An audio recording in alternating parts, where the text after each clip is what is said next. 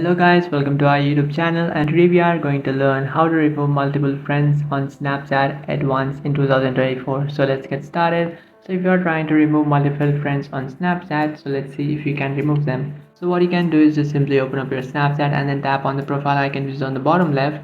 And after tapping on profile, now you just have to tap on my friends. And from my friends, now you just have to select the friend that you would like to remove.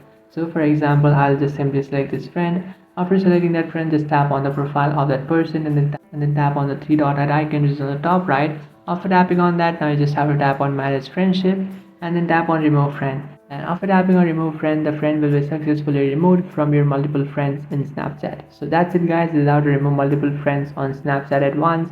If you find this video helpful, don't forget to like and subscribe to our channel. If you have any doubts, feel free to comment below. Thanks for watching.